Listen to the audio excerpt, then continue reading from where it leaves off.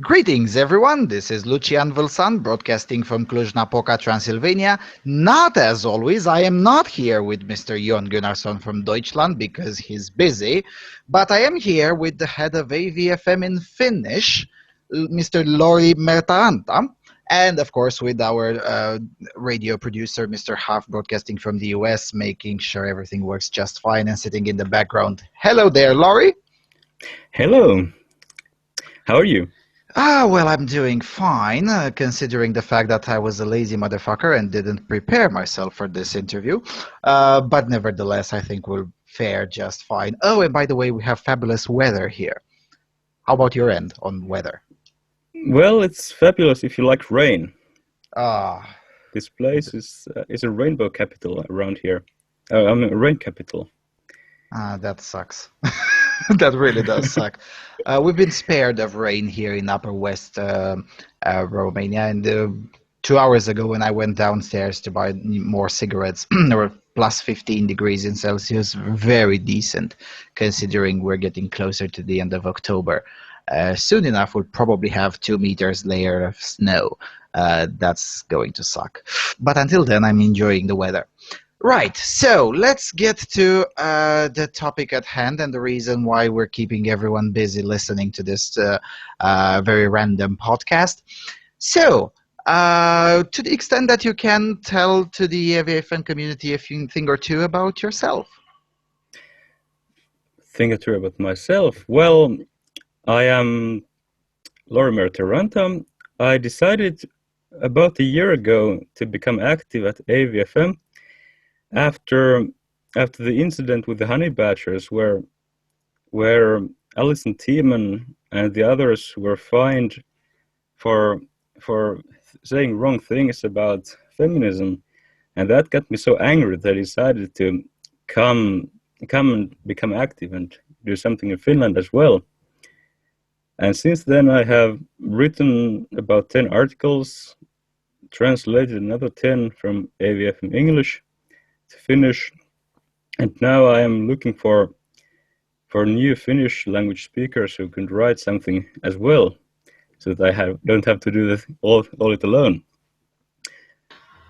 That's going to be highly difficult in and of itself. Let me probe how difficult would that be. Tell me, now, full disclosure, I am aware of some things in Finland thanks to the Swedish language media that writes about Finland because, well, I understand Swedish, but there's no way in hell I'm learning Finnish.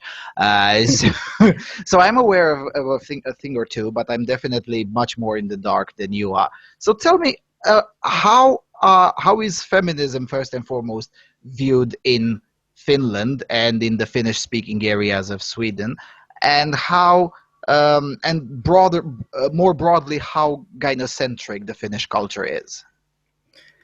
Well, I would say that it's not as bad as Sweden. We do still have some freedom of speech.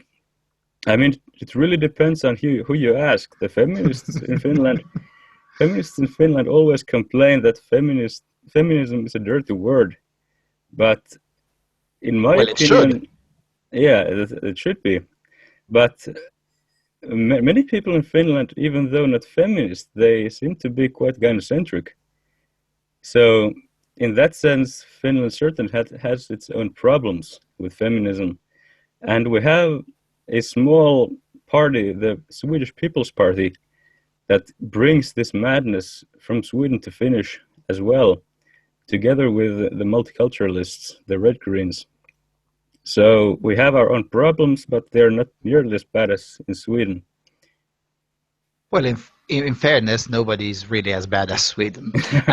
So yeah, there's that. But let me ask you to compare, if you're aware, compare it with Denmark, because Denmark always seemed to me as the more reasonable alternative in the Scandinavian world. Comparing to Denmark, is it as safe to go against the overwhelming gynocentric view? Is it as easy as it is in Denmark, or is it harder, easier? Can you give me some examples of Denmark? Well, for instance, in Denmark, when the feminists went full Macintosh about a beer commercial, I think it was at Budweiser, I don't remember the brand of the beer, it doesn't really matter. It it depicted on its label a scantily clad woman, and the feminists went berserk about it, of course. And the beer company was like, yeah, it offends you, so what? You're not the target demographic, buzz off. And then the press was like, just look at these feminists, how insane they are. That was the climate when feminists whined about something. Whereas for the exact same brand of beer, they whined in Sweden, and in Sweden the label was banned. So that's pretty much the difference between Sweden and Denmark. How would Finland fare on this spectrum? Well, Finland is certainly worse than Denmark. Okay. I mean, there was a chief of Audi in Finland who said that compared women to cars, and he got fired from his job for that. So there really is no limit what you can say about men in Finland. But of women, especially feminist women, you can't say almost anything. All right. That sounds bad. Similar thing happened here in Romania, where the Romanian Auto Club made a commercial, not comparing women with cars, but making a point about the difficulty of seatbelts when you have tits. And the feminists went full Macintosh about it, but the state said, well, none of our business, private business, do whatever they want. And the business itself was like, yeah, whatever, maybe it was a bit too offensive, but we're not going to fire anyone and we're not going to apologize. If you don't like it, don't watch the commercial, fuck off. so yeah. Right. One aspect that is true in Finland and no longer true, at least for now, in most of Europe, is that Finland still has mandatory conscription, right? That is true. How popular is it to oppose that? It is not very popular. It seems that there is a large consensus among male and female in Finland that we need conscription because we have a big neighbor that is quite aggressive at the moment. Mm-hmm. So there are no plans to get rid of conscription. So from men and women alike, I will get criticism if I say that conscription should be done away with. Well, I suggest you translate Jon's article, Conscription is Slavery, into Finnish and create the first shitstorm. Just saying.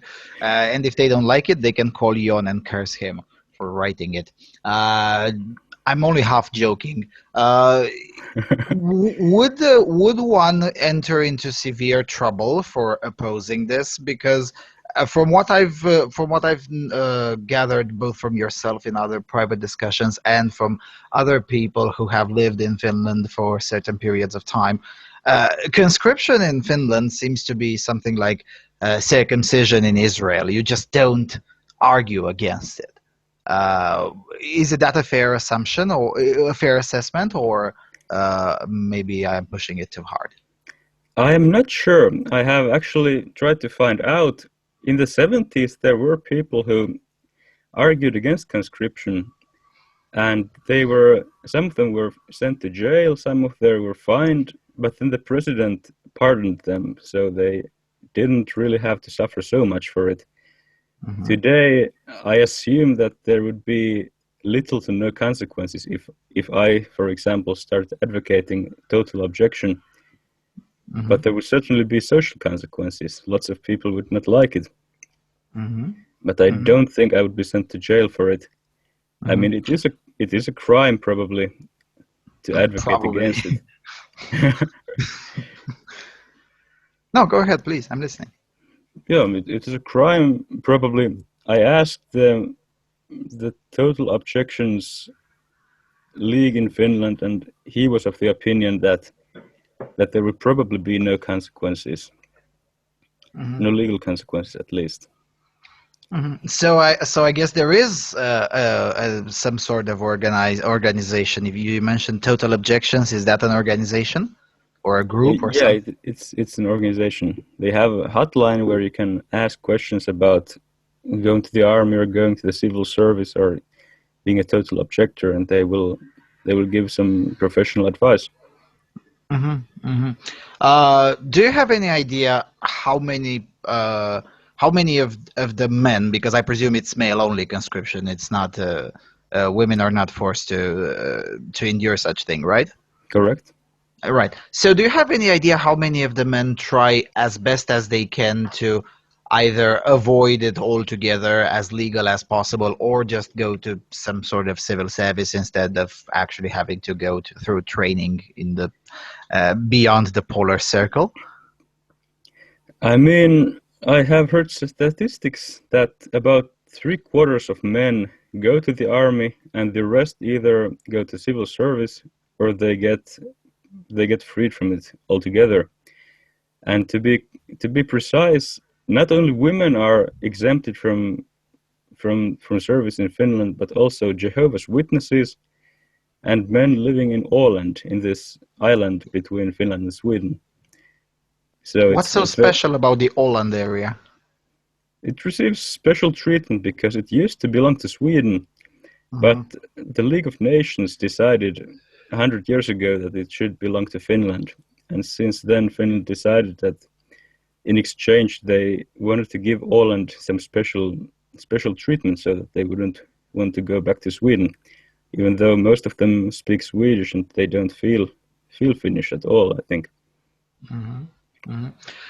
Now, as far as I'm concerned, if I were a young man in Finland, I would be a Jehovah Witnesses living in Åland until the age of 27 or whatever is the...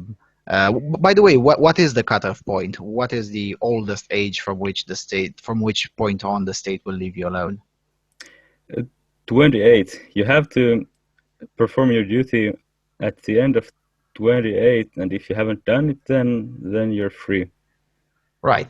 Then I would convert at the age of 17 and a half. I would convert to Jehovah's Witnesses and then get myself an ID in Åland and pursue that for 10 years until the age of 28 and get over with. I mean, aren't people who do that? Or is it too hard to do it?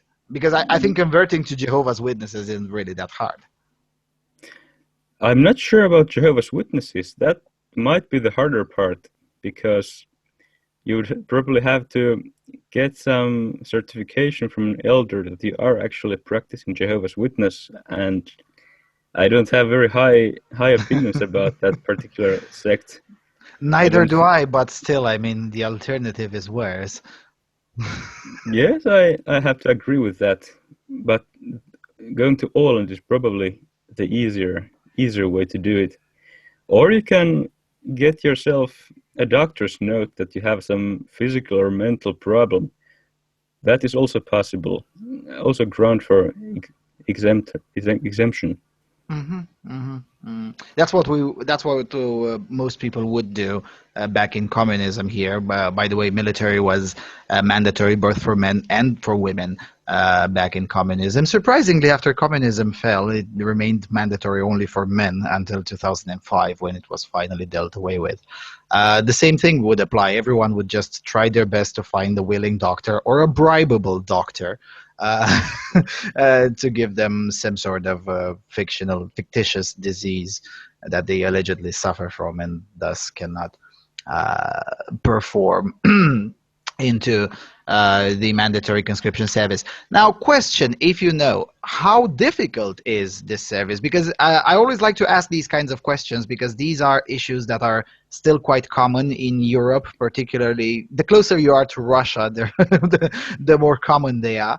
How difficult is the service per se? I presume you know at least one person who has been subjected to it. Yes. Well, the conscription in Finland is organized such that for normal people it's 6 months, for special forces it's 9 months, and for officers it's 12 months. And if you go to civil service, it's 13 months. So it's kind of a punishment. If you don't want to die for your country and for feminism, then you'll have to do some extra time. And in general, what I hear, I haven't been in service myself, but what I hear is that it's mostly being hurried to wait for 1 or 2 hours, and there is no logic behind what you do. If you ask a reasonable question, why do we do this? Then the answer is because defense forces. So You might as well say because potato, it makes perfect sense. Yeah, because potato, exactly. Okay. So I hear that many people even though it's said it's the largest gym or largest condition school in Finland, many people actually get fat and start smoking during service. So it's not really a place where you want to go if you want to take care of your health. Why wouldn't you? I mean, I'm a chain smoker. Fuck off. It's a very nice place. I mean, if they have cigarettes there, I'm already interested. How do I get Finnish citizenship? Admittedly, I'm too old for service, but still, if I volunteer, You could perhaps become a refugee and come to Finland. You will also get some social money. I'm too white for being a refugee, sadly. Oh, I'm so sorry about that. Yeah, no, in all seriousness. So it's basically a waste of taxpayers' money, just like it is the case in Greece, I think. I mean, what you're describing is no different than what Greek people have described to me in Greece. In Greece, they have a similar thing, except that in Greece, you have to endure extreme heat rather than extreme cold. But other than that, it's pretty much the same thing. I mean, most of the time is basically doing nothing and consuming lots of taxpayers' money because potato. Exactly. It's a huge waste of money. People do argue in Finland that we should keep conscription because that's a way for the state to save money, because you don't have to pay these people. It's slave labor, so it saves money in that sense. But I think that in general the people are very unmotivated. The quality of work is not very high because you force people to do it rather than give them the option of voluntarily deciding whether they want to do it or not and giving a good compensation. Mm. It seems to me that in Finland, just like in Sweden, let's be fair, and Norway, there is this societal lack of economic education, because only someone who doesn't know basic economics would argue that slave labor is more profitable and more capital saving than actual voluntary transactions. Because one of the reasons we abolished slavery is precisely because it was bloody expensive. It was a lot more expensive than to hire voluntary workers. And there's no reason why the same economic logic wouldn't apply to military services either. That's a good point, but I think that the people who know about these things don't get to say what they think. We have a mainstream media that is monopolized by a power bloc dominated by feminism, for instance, and what's good for feminism is what gets broadcasted to every person in Finland. The politicians aren't necessarily so stupid as they seem to be, but they want to repeat these talking points in order for not to admit the status quo is garbage. So basically, you're saying that the too many politicians have a perverse incentive to uphold the status quo, even though they're perfectly aware that it's not the best it can be? Precisely. And most politicians still in Finland do come from the age where you didn't have a strong social media, so you did have to be on good terms with the persons in media. With the cathedral media, yeah. Exactly. I see. Right. Okay. We've got enough with the conscription. Let's go to other men's issues. For instance, family courts. How is divorce in Finland? Comparable, I don't know, with Sweden, because I presume you already know that one a little bit, and maybe the North American one or the British one, and that most of our listeners are probably familiar with. I guess Finnish divorce is better than the North American one. We don't have this idea of winners and losers in court, at least as strongly as in North America. I have read statistics that about 90% of divorces are peaceful, where a mother and father share custody, but in the cases that are not peaceful, about 90% of the time the child goes to the mother. So there is clear bias, even though many fathers certainly would want to be with their child. And I have read anecdotes from newspapers where social workers have decided that the child should be with its mother. So they have fabricated evidence that the father is a drug abuser in order to discredit his claim to the child. And then the father had to go to a doctor to get a doctor's note that he doesn't have drugs in his blood. Or another case where via court order, the child had to sometimes be with the father and sometimes with the mother, and always when the child was transported from father to mother, then it started screaming and kicking and whining about it. And the third time, the person responsible for the transfer decided that he's not going to do it anymore. That he really doesn't want to cause the child so much pain. Mm-hmm. So there is some clear bias in favor of mothers in Finland as well, though it's probably not as bad as in America. I mean, I haven't heard ever that a father would go to jail for not being able to pay alimony. Mm-hmm. Well, in fairness, the concept of alimony is pretty much extinct in continental Europe. I mean, it only exists in the United Kingdom and I think Ireland too, but that's pretty much it. On the rest of the continent, it doesn't really exist, which is a good thing, mind you. I mean, it's one of the few things where we have it better than the Anglosphere, for sure. Right.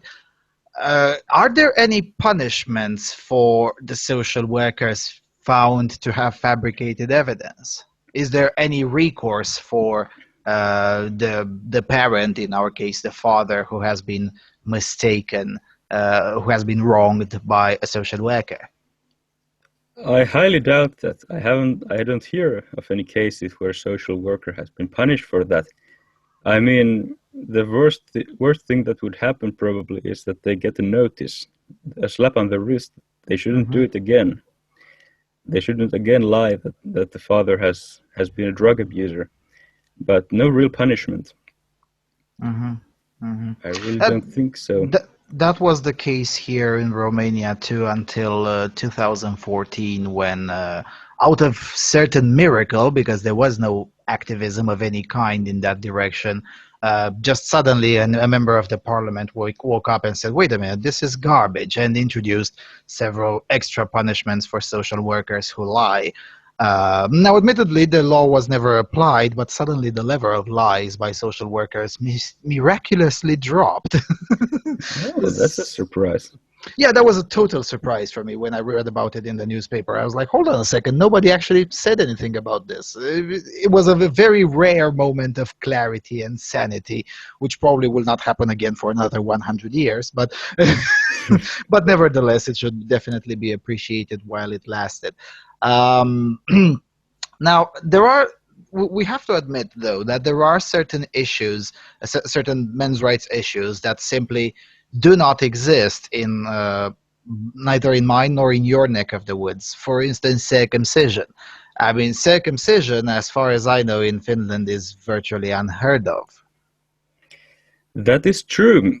However, when it comes to law, it seems that it is actually allowed to circumcise boys. There has been a precedent-setting court case, a Supreme Court case 10 years ago, where it was decided that if the person performing the operation is a doctor, then it's okay to circumcise boys. And the argument was that the boys have a religious right to be genitally mutilated, because otherwise they might get bullied at school. But girls, for some reason, do not possess this religious right or this privilege to not be bullied at school. I don't know why. I guess that's part of male privilege, isn't it? Yep, it seems so. Yeah, it is very interesting, isn't it? I mean, some similar kind of thing. Circumcision has never been challenged in court in this part of the world, in southeastern Europe. But nevertheless, it does seems to be this kind of thing. The law says that it should be allowed under certain circumstances, whereas in practice it rarely happens, or it never happens. Last time I looked for statistics in Finland, it was like 1 in 16,000 new births or something like that, and 1 in 16,000 infant boys are subjected to it. Now, of course, 1 is too many, but nevertheless, it is extremely rare in comparison to, let's say, the United States, where it's 1 in 3, I think, or something like that. So in that regard, at least we have it somewhat better as a status quo. Absolutely. We don't have any people like that one person who argued in favor of circumcision in the US for one or 200 years ago. Kellogg. Kellogg. Yeah, exactly. we don't have a European Kellogg for sure. Yeah. Yeah. So in that regard, at least we have some sort of European privilege, I guess. Yeah. All right.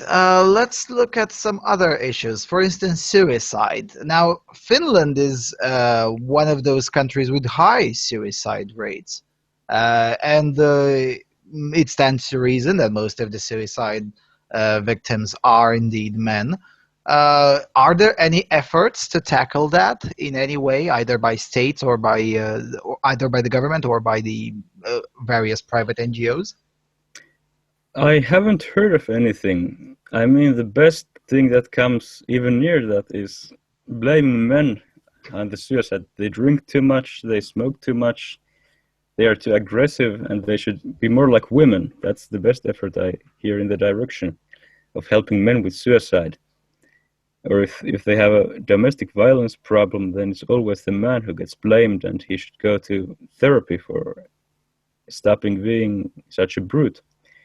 But something that genuinely helps men, I don't think so. I haven't heard of anything that helps them.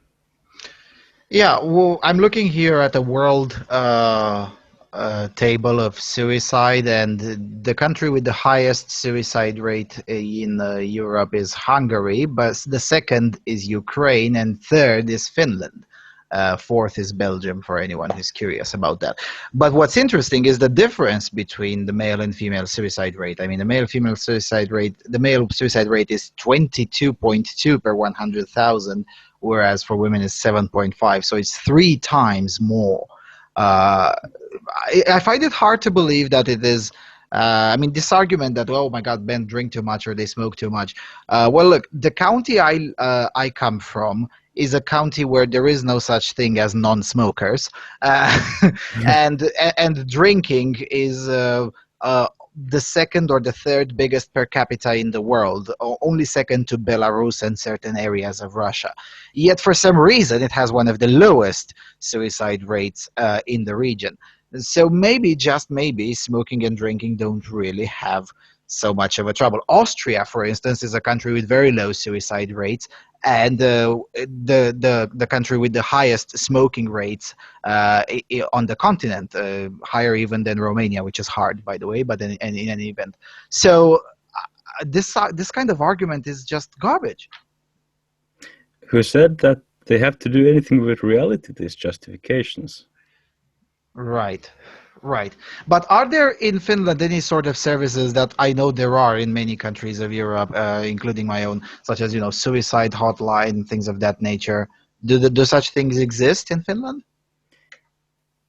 I guess so. I haven't actually investigated this issue. I know that there is a hotline for children if they are bullied or if they have something to say, but I am not aware of any suicide hotlines. There might be such, but I haven't really investigated this issue.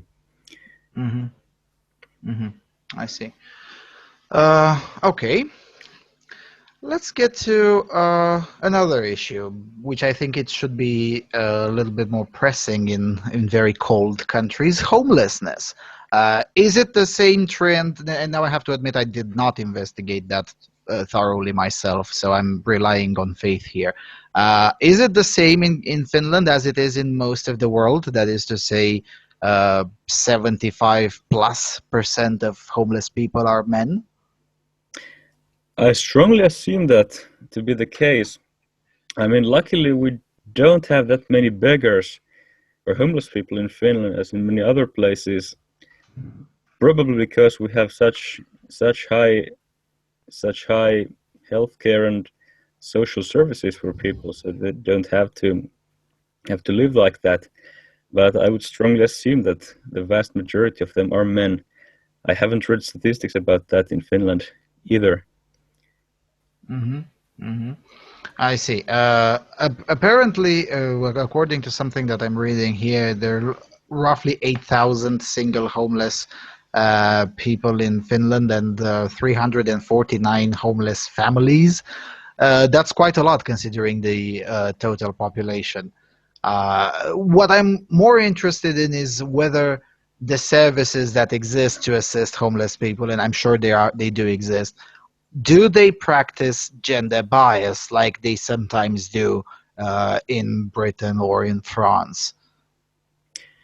Well, that's a good question. I haven't investigated that, but I would strongly assume that they do. I hear when it comes to joblessness, at least, that in this aspect, men systematically get treated worse than women. They are expected to go to work and find work, and if they don't do that, then they will still possibly not get the welfare that they're entitled to. But for women, it's much easier, especially if you're a woman with children. Then you will get everything you need and everything you want. So I would strongly assume that there is also, with regards to homelessness, a similar bias towards women.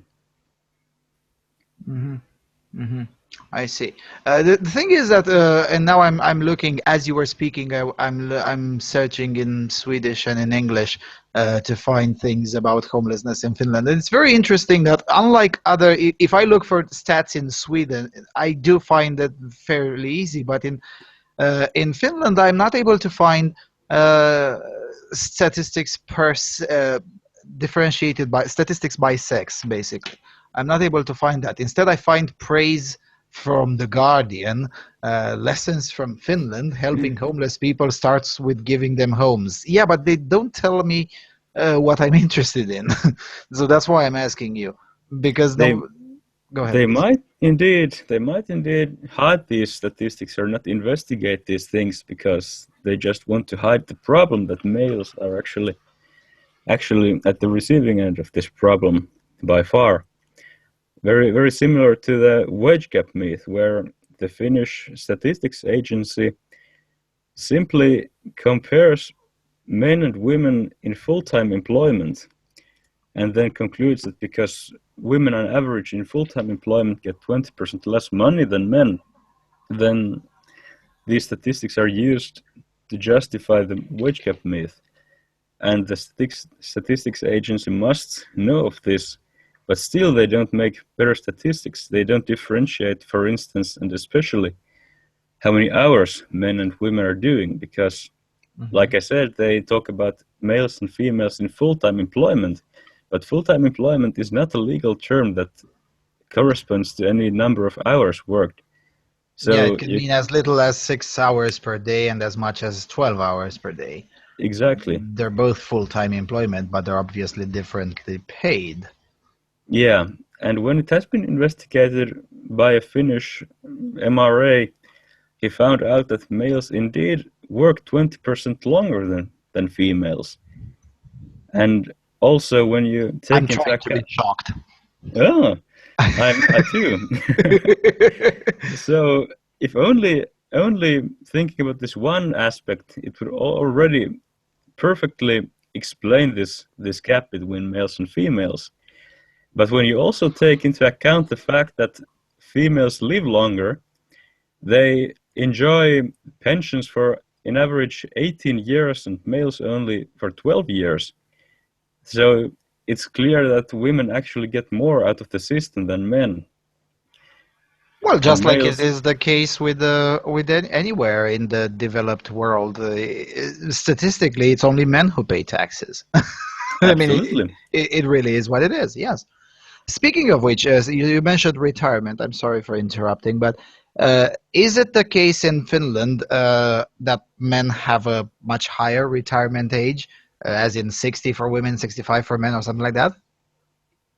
There have been plans to change that, but I think the retirement age is the same for males and females in Finland at the moment. Something like 67 or 69. Yeah, the official it says it's between 62 and 68. Now, whatever that means, please do clarify because I don't know what that means. At least for military personnel, I know that it's quite low. Something in your 40s, maybe you might even already be a pensioner if you do some very physically strenuous work. And in many easier cases, it might be 60 or 65 or 69 years. So it varies per profession rather than a general guideline or per sex. Exactly. I see. I see. It does make sense, but nevertheless, as you said, considering that women live longer, even if they do retire at the same age with their male colleagues, that still means that on average they will enjoy a much higher, no, sorry, much more years of the system than their male colleagues would. That is correct. And they pay less taxes. So in effect, they earn much more than a man would in net for the same work. Maybe 10% or 20% more, maybe even 30% more. I presume Because nobody had the courage to look at those numbers. no, they didn't. And I mean, this study only accounted for time spent at work. It did not account for things like that men go rather to STEM fields and women go to the social fields, which also certainly explains a lot why women tend to get less pay than men. So if those things also are taken into account, then I am pretty sure that women earn much more per worked hour than men for the same job. Yeah, since you mentioned going to STEM versus going to social-oriented fields, as I like to call them, bullshit studies, tell me a bit about, I don't know how familiar you are, but I'm going to take my chances. Tell me a bit about the academic environment in Finland. Now, I don't know anything about the academic environment in Finland, so I'm waiting for my education here. So, is it similarly effed up as it is in Sweden? Is it similarly effed up as it is in Britain? Worse, better? It is similarly effed up. I mean, it really depends on which field you are in. In STEM, it's generally more reasonable. You don't have such feminist bias. But in the cultural studies and similar subjects, you really have a very high representation of feminism. You have quotas for women in executive boards in those fields.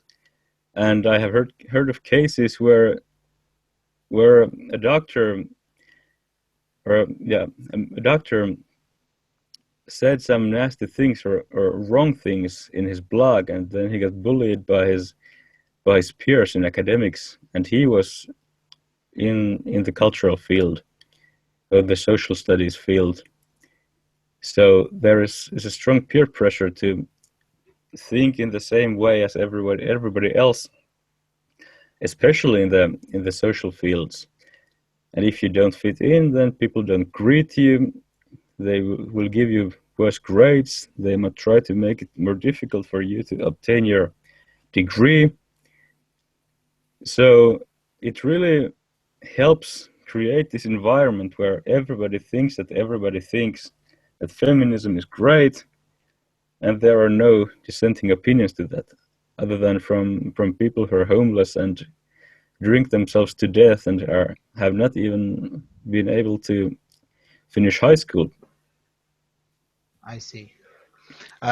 Is there such thing as as it sometimes does happen in North America, in Britain, and sometimes in France, with professors being fired or sanctioned in some way, shape, or form for daring to disagree with the feminist perspective in particular, or with the far left perspective in general in the Finnish academia? Official cases don't come to mind, but like I said, there is a strong peer pressure to think in the right way with the right opinions, and if you don't, then you will get to feel that you're not welcome anymore. So in practice, it certainly exists, this mentality that if you don't share the same views as everybody else, then you're not welcome in academia, which then is being used against wrong thinkers, that people who think this way, who are anti-feminists, they are mostly uneducated idiots, because all the smart people who disagree with feminists, they don't get their degrees because they're bullied out of education.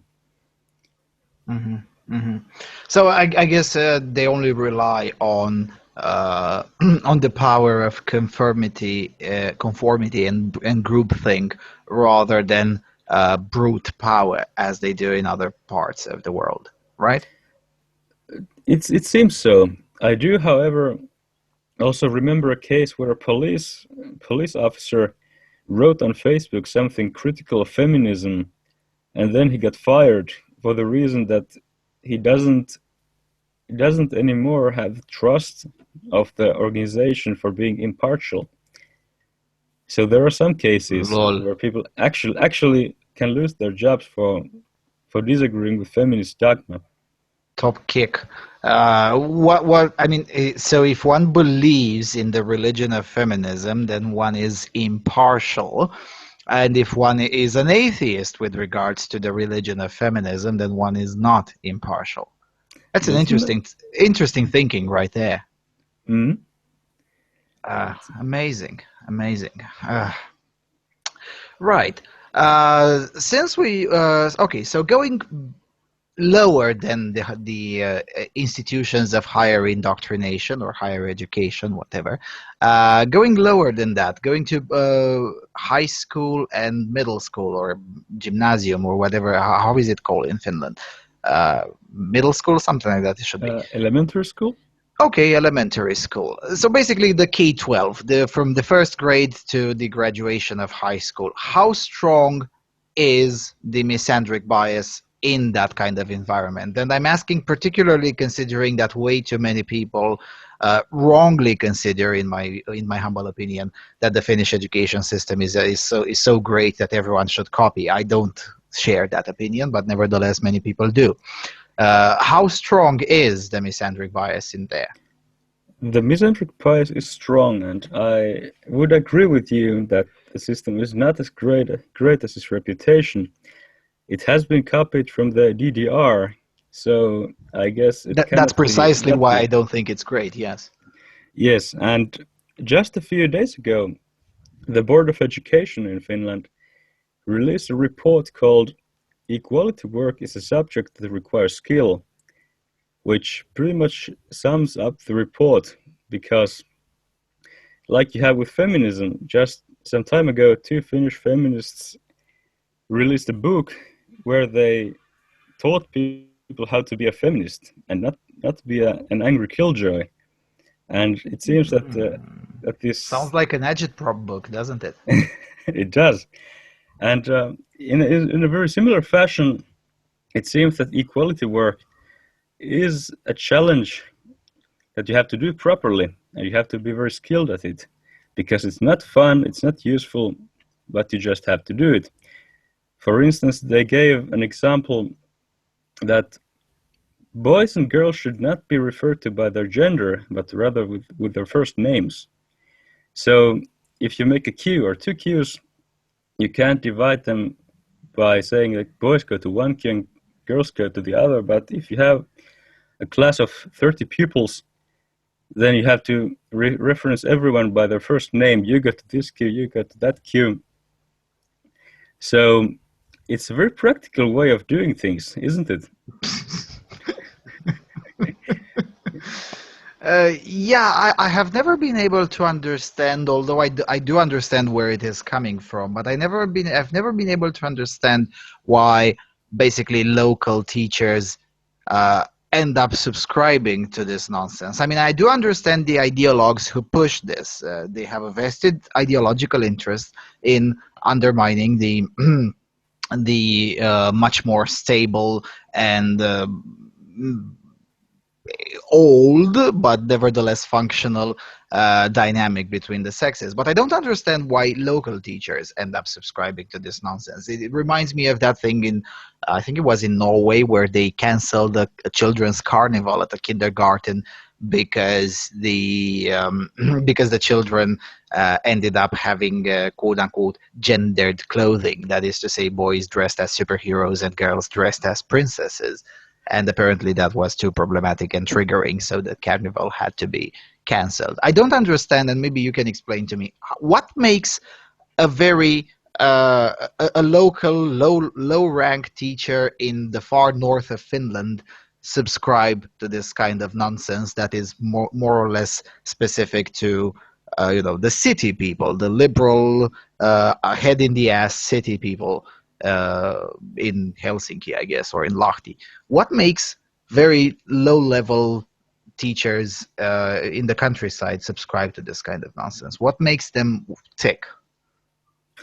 I don't think that the people in the countryside are just as enthusiastic about feminism and as people in Helsinki, but they certainly have a job to lose, so they're afraid that if they don't subscribe to the feminist dogma, at least superficially, then they will lose their jobs. Just like I said with the police who got fired for disagreeing with feminism on Facebook in his free time. So this is probably one reason why a voice of reason gets silenced. And coming back to the qualities of the Finnish education system, let me read another thing of this report that will become mandatory starting from the next year. With regard to grading, it says that, and quote, "It has been said that boys get better grades than their competence would merit, and girls get stricter grading, respectively." So what they're basically saying is that for the same performance, boys get better grades and girls get worse grades, which runs counter to everything studied anywhere in the world. Yeah, the research says the opposite, but yeah, okay, carry on. Even their own study from 2012 said that in maths, girls get on average half a grade better marks for the same achievement. So they don't even want to acknowledge their own research just a couple of years ago, because that's an inconvenient fact that runs counter to ideology. And the general idea of this study is that boys do get worse grades overall, that is admitted, but it's not the fault of the system in any way. It's because boys have an anti-school boy culture. And girls obviously don't have any problem with culture. If they have a problem, then it's a problem of the system, or maybe boys are to blame, but never the girls themselves. And the report goes even so far as to call boys freeloaders of the education system for being lazy and stupid and overall deplorable people, I guess. Mm-hmm. Mm-hmm. I see. Well, I have to concede that, I mean, they do have a point when they say that boys have an anti-school culture, but that does exist and does happen because schools are basically a factory of feminine people. So, Absolutely. so in a way they are correct, but that's not necessary. I mean, that culture does exist as a reaction to the previously existent degeneracy. Yeah, and it's very strange that they call this a boy culture, like it's inherently something, being a boy, to not like to work or to study. And I even remember some time ago there was a vaccination campaign in Finnish schools, and it resulted to girls getting the vaccination, boys did not get the vaccination. It was just said that boys will rely on herd protection, quote unquote. So apparently There is boys such have, thing as herd immunity for sure, but it requires 80% inoculation rate, not 55 or 50. yeah. So I really can understand what people mean when they say that the modern education system is made for girls and boys are not welcome. Is it any wonder that boys get worse grades and don't like school if this is the mentality? This kind of thinking will become mandatory starting from the next year, and obviously it has been. similar to that in the past as well. Yeah, and you mentioned the research in other places of the world. For those listening and not up to speed, just look up grading studies conducted in the United States or Britain or Sweden or France.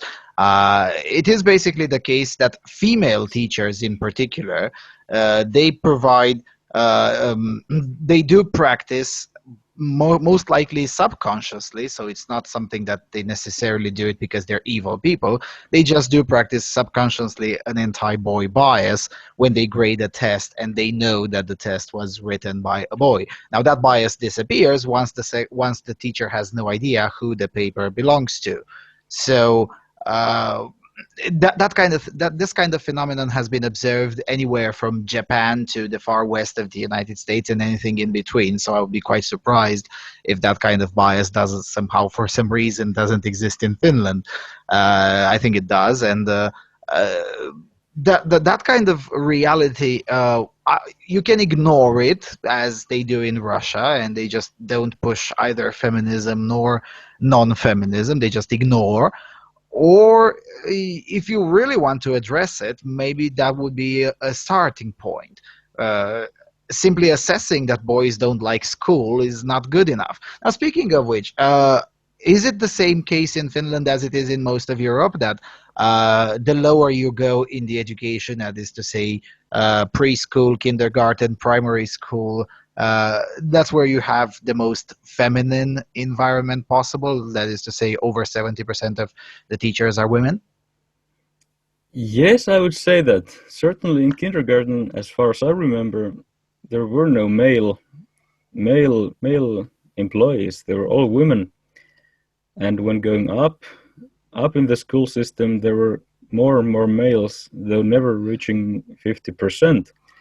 But in subjects like chemistry and physics, I remember, with one exception, everyone being a male teacher. So in subjects that only come later on in one's study career, you have lots of male teachers. But starting from languages like Finnish, I almost always had a female teacher. Mm-hmm. Mm-hmm.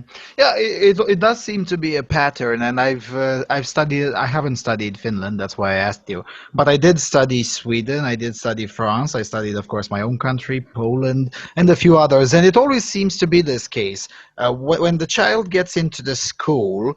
Usually for the first 6 years, that is 2 years of kindergarten and 4 years of primary school, the child is very likely to never see a man in a position of authority.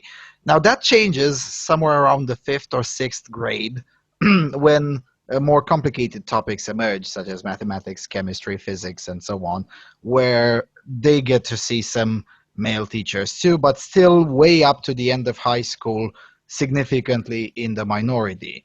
Now, do you have any, I wouldn't say theory, theory or hypothesis as to why this is the case? Well, I presume you have heard of studies that say that males tend to go to both ends of spectrum when it comes to intelligence and capacity, whereas women tend to be in the middle.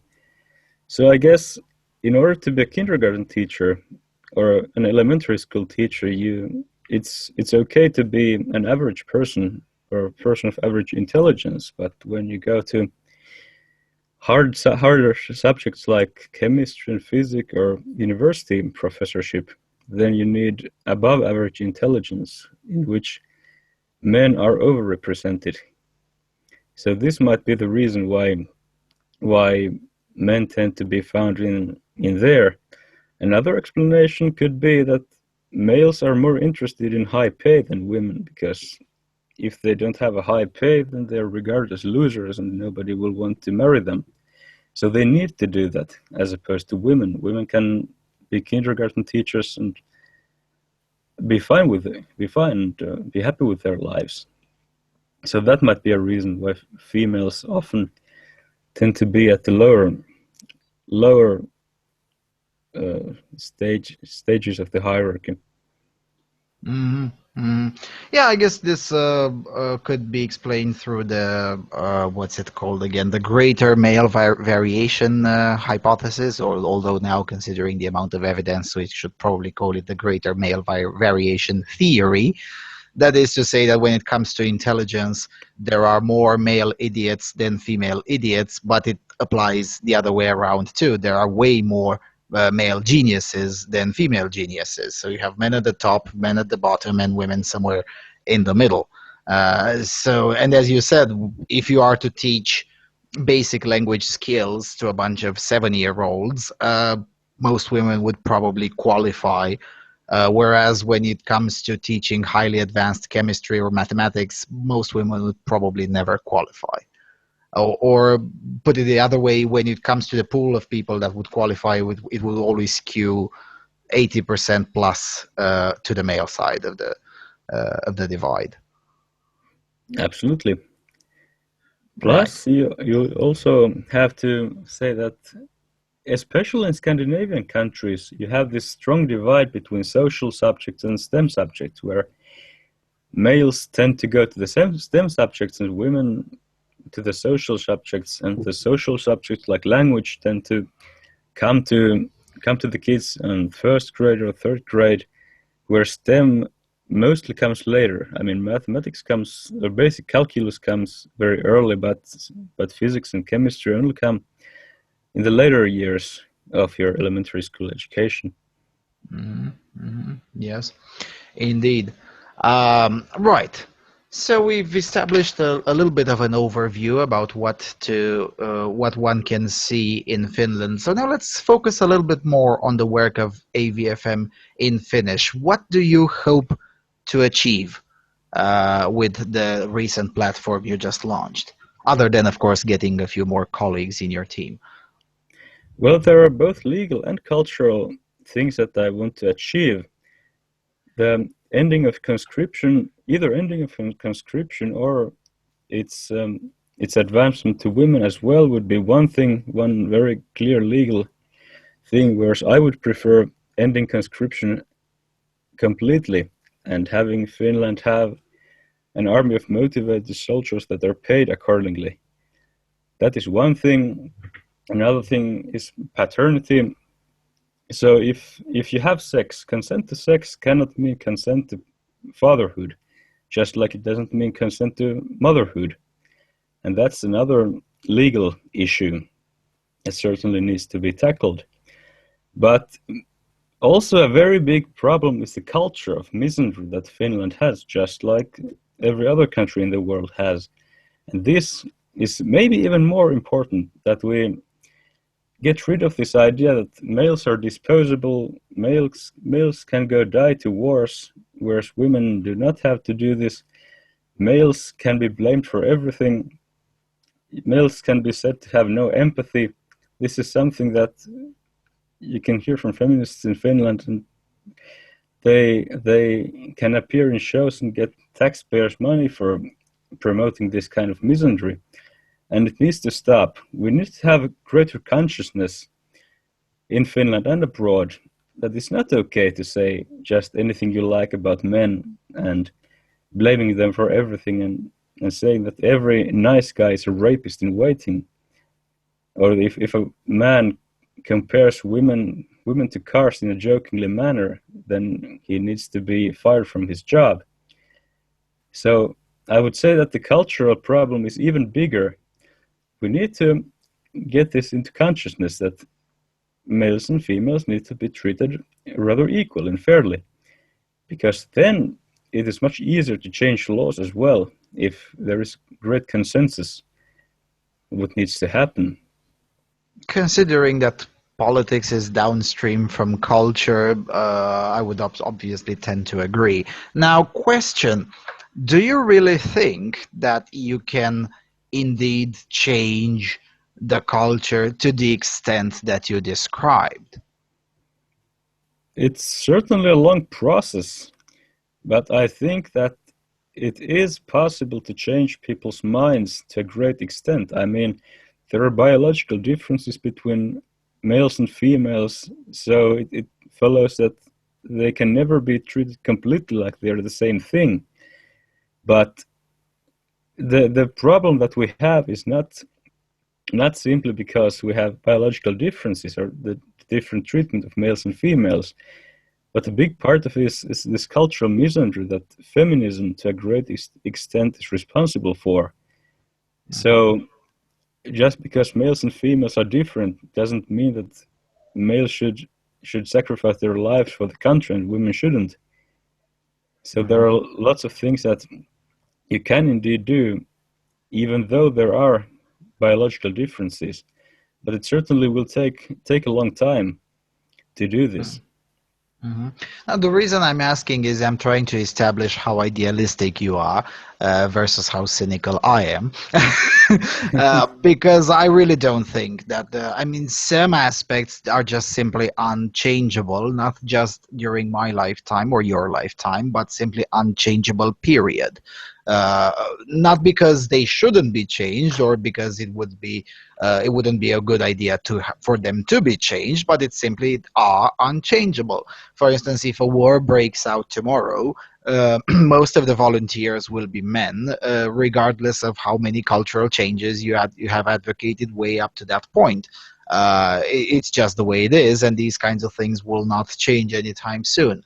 With that said, I obviously do agree with you that the feminist influence on the culture should definitely be curbed to as much extent as possible, for the simple reason that that particular tendency is neither unchangeable nor necessarily natural, or should I say naturally evolved into the culture. It has been purposefully introduced by ideologues and less evolved as a natural thing over the course of millennia, basically over the course of the evolution of mankind. And I'm sorry for being triggering if I say mankind.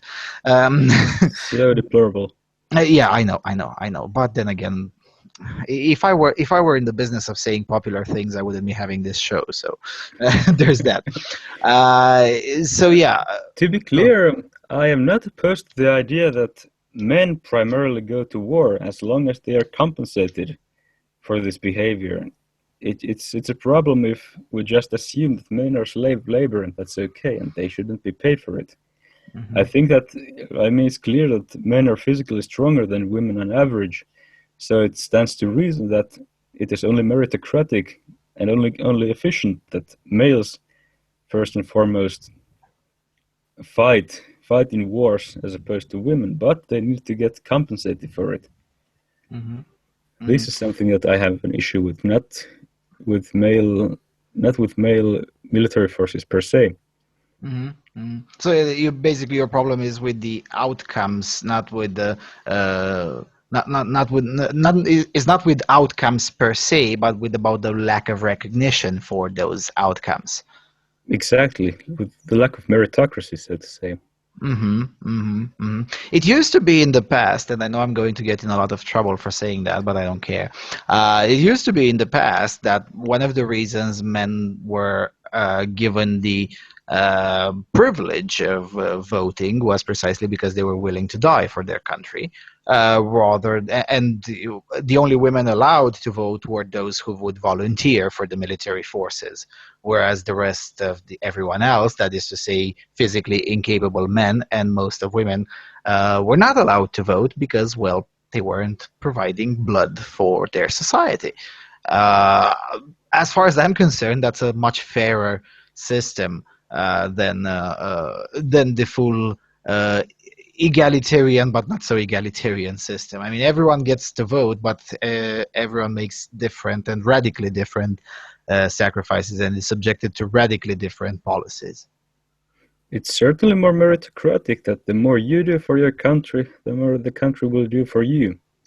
And it has been similar in Finland. I mean, Finland was the first country in the world where women also got both the active and the passive election right. I mean, only Australia or New Zealand gave women the right to vote before Finland, but Finland was the first country to give women both the vote and the right to be elected. Mm-hmm. And we have a strong feminist union in Finland, which is basically the organization for Finnish feminism, and they like to talk about how patriarchy has kept women down, but it actually reads in Wikipedia that for the 12 first years of that union's existence, they too were opposed to female voting rights, and that for some reason changed. And if international tendencies are anything to go by, then it was exactly for the reason that these feminists realized that if women get the right to vote, they will not be conscripted. Yeah, that has basically been the story almost everywhere in the world. At first, the women's organizations were opposed to women's suffrage because they feared that that would come with the responsibility of providing blood for their country, that is to say, conscription. Once they realized that will not happen because men are stupid enough to give women privileges without the accompanying responsibilities, then they all suddenly became very, very pro-suffragists. And that's the kind of recurring story that has happened pretty much everywhere, from Kuwait to the United States, from Brazil to Finland, and anything in between, basically. Absolutely. It's not like women or feminists are mainly to blame or at all to blame for these inequalities that we have. It's to a great extent males in power that are to blame for these things. I mean, just our previous prime minister, Mr. Alexander Stubb, when he is a public feminist, and when asked while he was prime minister, as if there is an inequality or an unfairness that young men have to be conscripted but women don't, and he said that that's okay because it's a tradition. So with tradition, you can say that women don't have to go to the army, but men do. But in other cases, he was not willing to use tradition to justify anything. Like, I'm very shocked. yeah, I too. Yeah, traditionalism when it suits women, feminism when it suits women, equality when it's good for women, chivalry when it doesn't. Does it ever end? Does it ever change? It might if we get rid of these alpha males or these male feminists who always want to promote women Yeah, at the those are. expense of men. I wouldn't call them alpha males. That would be an insult for alpha males. We have another word for that. Either purple poodle, as our friends in Germany call manginas. Mangina is a very good word. Cuck would be a very good word. But yeah, it is nonetheless true. I mean, and it's very interesting because most of these feminists tend to be not on the left, but on the far left in most of the cases. I mean, there are very few center left people who still believe in feminism, but on the far left, they almost all believe in feminism. And it's interesting that they rally against, and I'm pretty sure the same is true in Finland as it is in everywhere else in Europe. They rally against the allegedly very powerful white men at the top, but in reality, those very powerful white men are, in many regards, the enforcers of, how should I put it, of the feminist power. Absolutely. So if we have a feminist prime minister, then he does everything the feminists want, and the feminists can complain that we have a patriarchy because we have a male prime minister. So it's doubly good for them. Yeah. Right. All right. Yeah, I wanted to ask one more thing, but I forgot. Oh, yeah, you mentioned the Honey Badger Brigade incident. I think it was on some Comic-Con, some conference, where their booth Exactly. was demolished for committing wrong thing. Why that incident? What was so special about that incident that left such a severe, not a severe, but such a lasting imprint that made you decide, all right, I'm going to get into this because this is insane? Why that incident? Why not any of the other ones? Just personal curiosity. Well, it's not like this was the only incident that led me to want to become active. I was already of the opinion of doing something, but I guess when I saw the personal pain, personal trouble that it caused to these people, especially Alison Tiemann, it just made me very angry that feminists can do this and get away with it, and I wanted to make sure that they get what they deserve.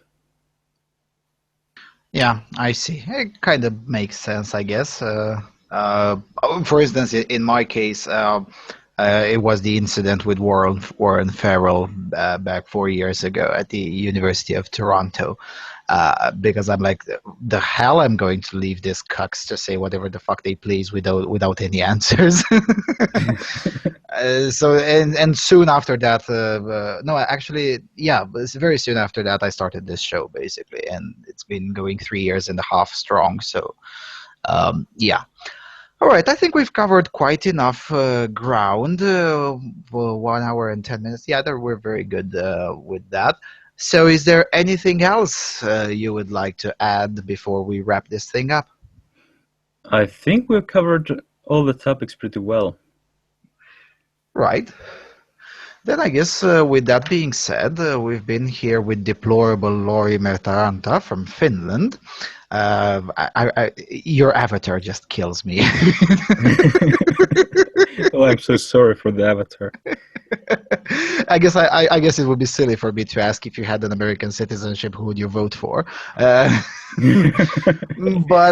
I guess I will ask. Do you think Emperor Trump has any chance of actually winning? Right now, it seems difficult. I mean, I have heard stories that the polling agencies are skewing their polls in favor of Hillary. I don't know how credible this. I would be shocked if that weren't happening. Yeah. I mean, I'm if tomorrow evidence would emerge that they do it, I would like, yeah, whatever, of course they do it. But if tomorrow would emerge evidence that they don't, now that would absolutely shock me. Me too. Just considering how they have been protecting her in so many cases with the emails. The problem isn't that Hillary Clinton has been criminally deleting emails, but the problem is that alleged Russians have covered her bad behavior. This is the problem. Yeah, well, that's the thing. I mean, with the Democrat narrative is very funny. I mean, on one hand, oh my God, it's Russian spies everywhere, but oh my God, the same Russians who allegedly cover the same Russians actually expose it. Make up your minds, Democrats, please. I mean, at the very least, pick a story and stick with it. Now, with that said, there have been a previous case like this in 1980, where 1 week before the elections, the polls showed Reagan losing at like 12%, 12 points behind his opponent, and then 1 week later he won in a landslide. So there have been previous cases with anti-establishmentarian candidates who, well, let's just say, ignored the polls and steamed forward. Same happened more recently with our friends in Britain with the Brexit. I mean, 2 days before the referendum, everyone's like, yeah, Remain will win for sure in a landslide, and then, well, tough luck, it didn't happen.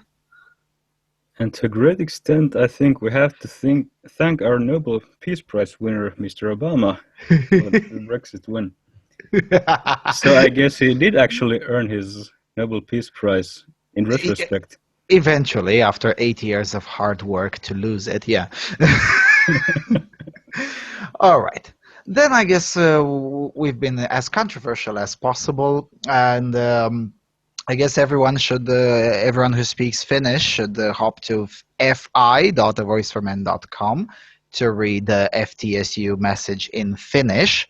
Now, sadly, Mr. Lauri can print pretty much whatever he wants there, because there's no way I can cross-check him because I don't understand Finnish. So I guess when it comes to very extreme messages, you could probably hop into fi.voiceformen.com. Although I have personally met him at the conference, and I know where he lives, so there is some leverage that I have in there. Damn it. You exposed yourself, mate. That was your mistake. Yeah, just kidding. All right, so I guess with all of that being said, thanks everyone for tuning in to this show. Next week is October 28th. Yes, next week I'll also be on this show as well, provided that Mr. Yon will also be available. If not, I don't know, I'll figure out something. But for the most part, I guess I'll see you all next week. So take care, everyone. Take the red pill.